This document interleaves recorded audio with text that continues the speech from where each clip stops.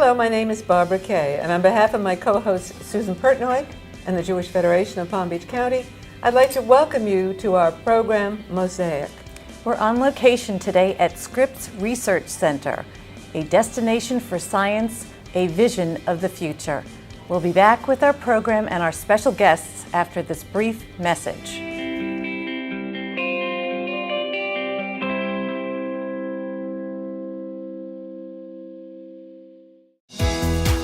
Community, like every gift, counts. Together, we can ensure a vibrant Jewish future. Federation and you, changing the world together. Welcome back to Mosaic, and welcome to you, Irv Geffen. It's such a wonderful thing to have you here at the Scripps. You know something, first of all, you're the Major Gifts and Planned Giving Chair, or Director, I should say. Director, correct. Listen, this is a magnificent facility. 350,000 square feet. I can't believe the size of it, and it's so impactful and impressive.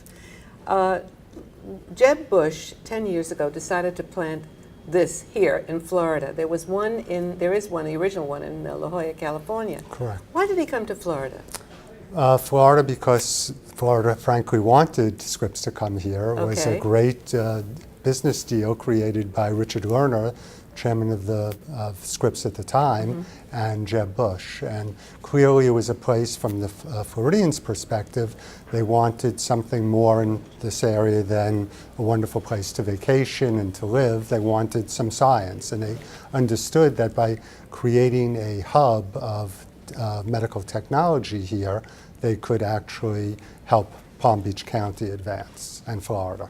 Yeah, and also the United States of America, because you're doing some remarkable things. Absolutely. Share some of your breakthroughs here.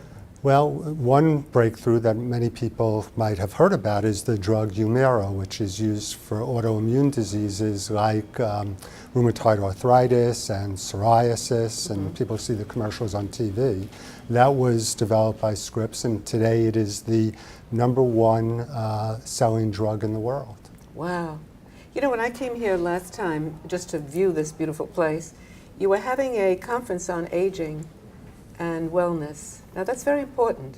Absolutely, it's important because everybody's wishes are coming true. People are living longer, we know that. But how they live, the quality of their life during that period is what's really important. So in the past we talked about lifespan, now we talk about health span. How long can people stay vital and contributing to society and to their families, etc. Yeah, and the quality of life at that point. That's very important. You know, you've had 3 Nobel Prize winners, which is quite remarkable, I must say. What do you think attracts major scientists to your facility? Well, Scripps is special in that, particularly here in Florida, because the Florida facility was built with the knowledge that we acquired with 50 years of experience in La Jolla. The work that's done here that really makes it special, if not unique, is the collaboration between the biologists who discover the causes of disease and the chemists who help come up with the cures, working collaboratively with the biologists for those diseases. And this entire facility is built to foster that kind of collaboration. Yeah, you know, the information about Scripps is so important. I mean, I don't think a lot of people really understand the magnificent job that you're doing here. You also have an extended program that you encourage teachers and students to come here. Correct. What is the purpose of that? Well, we believe that... Excuse me, there's somebody that's making noise here, so I want our viewers to know that we're right on the facility and they're busy and working all the time. So absolutely, our labs work 24/7, actually. Okay. So part of a mission that most people don't, I think most people understand that Scripps develops new medications, drugs. I like to call us a cure factory. We come up with cures for disease. But the other side of our mission is education.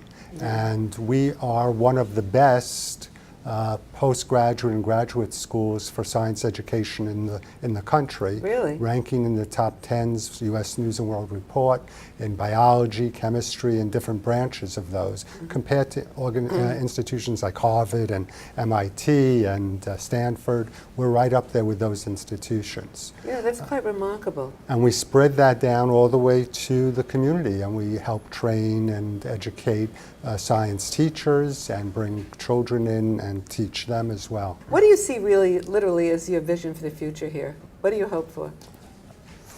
To come up with cures, which we're working on for diseases like cancer and Alzheimer's and diabetes and all of the most dreaded diseases of mankind we are addressing here. We have 55 or so principal investigators running labs just on this facility. We have more in La Jolla, just trying to find cures for the most dreaded diseases known to mankind. Do you do any collaborative work, in other words, with medical research centers all around the world? Absolutely. Because you have some Israeli people that are working for you. Correct, and we do collaboration. Scientists are phenomenally collaborative, and they collaborate with people all over the world, literally, including Israel. Yeah, which I think is wonderful. Yes, because the one thing about science that's amazing is every step that's taken towards a cure, all gets added up to the final process. So you could have somebody doing research in France or in Israel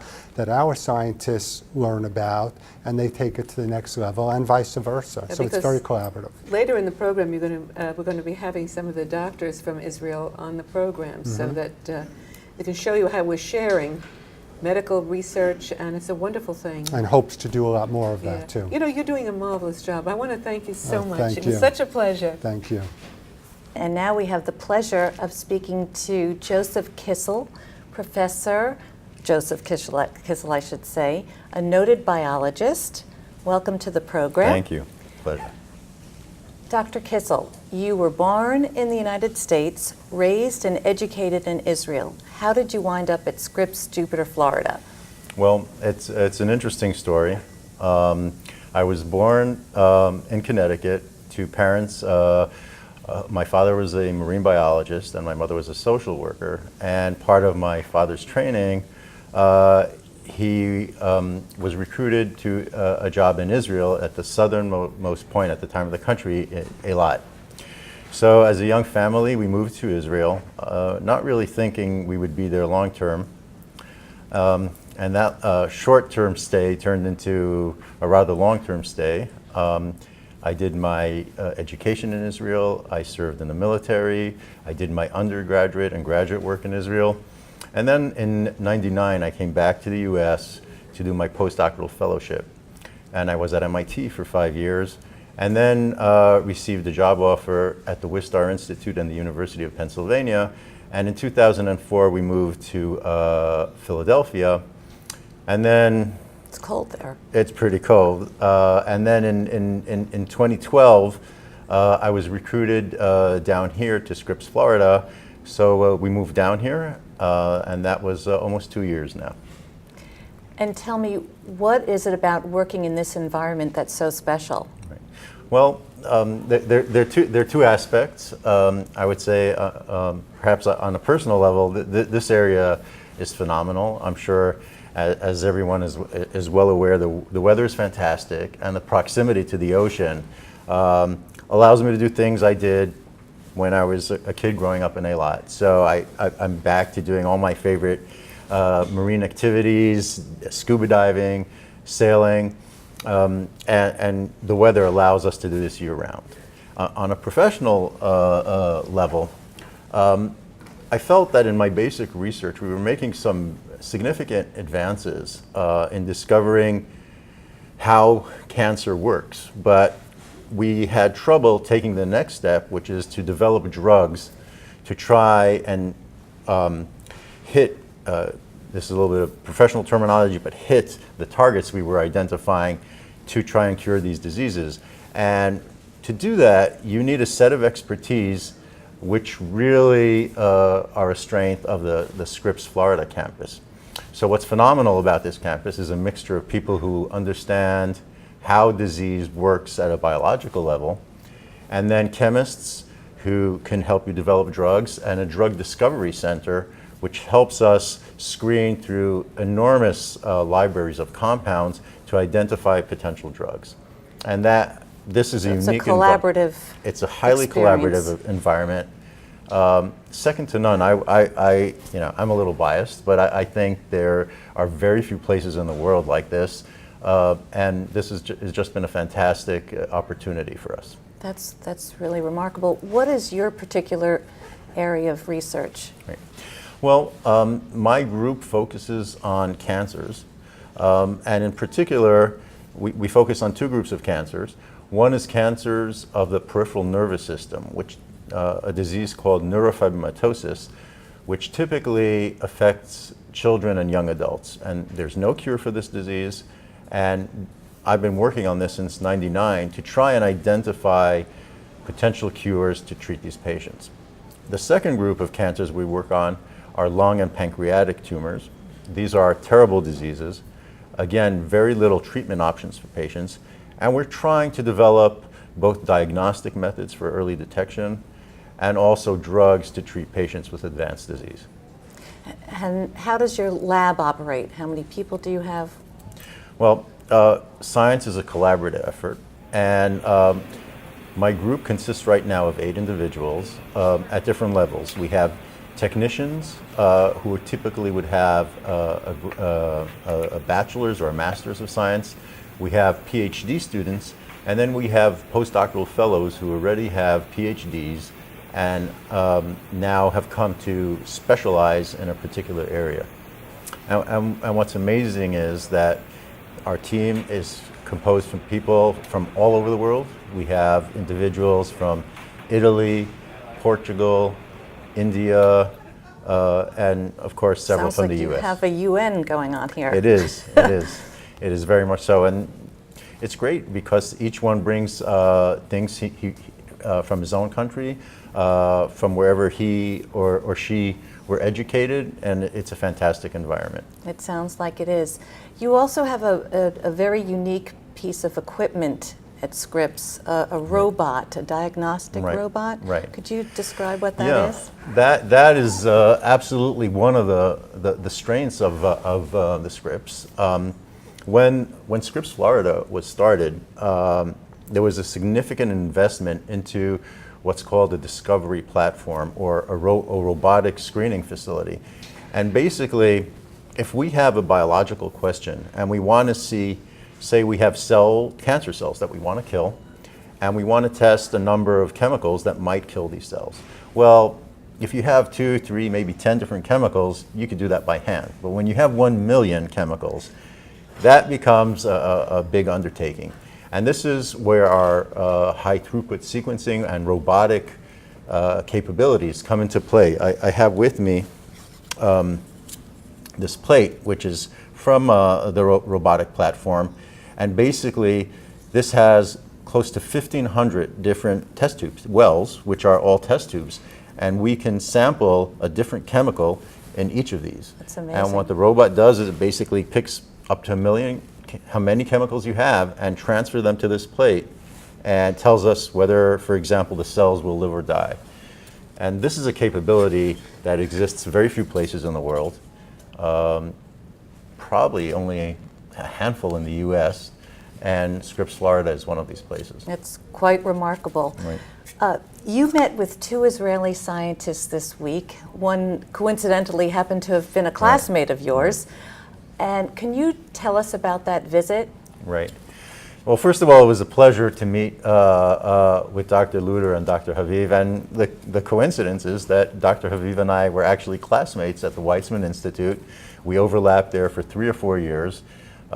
We probably yelled at each other multiple times. So it was, first of all, great to catch up with Dr. Haviv. I haven't seen him in so many years. They have a really exciting opportunity in setting up this new medical school, which is part of the Bar Ilan Medical School. And part of their visit was to look for potential ways to collaborate between Scripps Florida and their medical school. And I think there are some tremendous opportunities.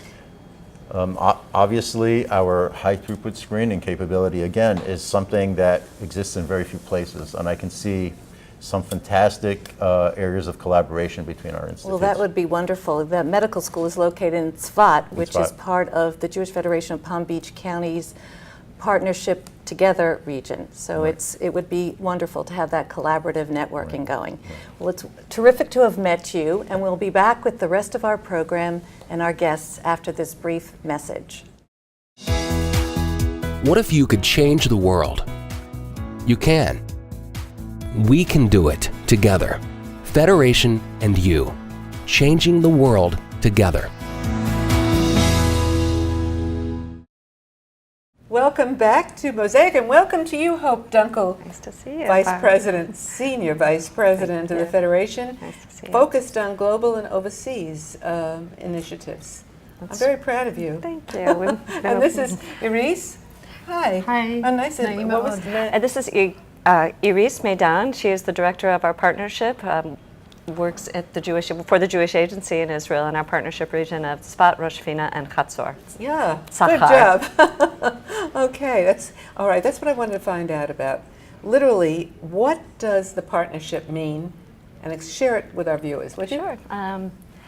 The partnership means a lot of different things, but to summarize it in one or two sentences, it's a platform for individuals in the Greater Palm Beaches from early childhood all the way through older adults, and individuals in the Sachar region to have real connections and real living bridge relationships. So people have long-standing connections with one another, and they know each other, and they become part of an extended family together. Yeah, we have in other words, when we go there from Palm Beach Federation, the people that come from from our area here, we feel that we're coming home because there's a very good relationship that's been established. You work as a partner in the region, don't you? Yes, I'm Hope's Other half. partner. Yes, other half in the region. Everything that we do impacts both communities, and as far as I see what partnership is about, I think that Am Israel cannot be a whole, cannot be complete, one without the other. The Jewish people around the world needs their anchor, their connection to Israel, and we in Israel cannot be in our country without the connection and the bond with the Jewry around the world. Israel would not be established without the connection to our That makes partners. perfect sense to me. I believe in Jewish peoplehood. That's really very critical, and Israel is at the epicenter. Let me ask you something. The Tzfat region is in the north. And one of the things that you have there that is really quite remarkable is the Ziv Hospital. Right. Yeah, and you've brought some doctors with you today that came on a visit here. Yeah, Ziv Hospital is really, unfortunately, becoming sort of a frontline hospital because it's only about 25 miles from the Lebanese border and from the Syrian border. So they've really done some remarkable humanitarian have had remarkable humanitarian activities over the last few months, and hopefully we'll be able to What hear made you about bring it. the doctors here? The partnership takes advantage of any creative measure to connect between the partners on both sides of the ocean, whether it's education, youth leadership, young leadership, arts, you name it. Medicine is now the opportunity because it's so, there are new developments, exciting developments on both sides of the ocean, and we have now a new chair that is heading the partnership, and he's the head of the lab of cancer at the Dr. Faculty of Habib. Medicine. Yeah. The opportunity is now to also use the health and medicine as a platform to connect between our people. Yeah. Is there any possibility of a connection between the Israeli doctors and the doctors here at Scripps?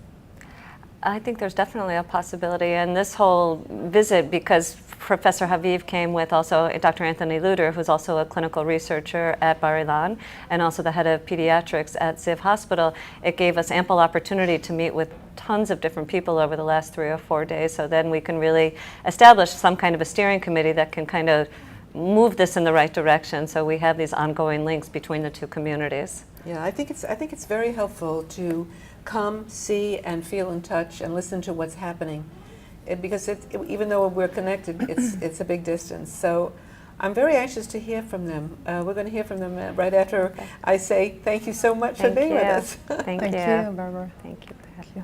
Welcome, Yitzhak Haviv Thank you. and Dr. Anthony Luder. Hi. Hi.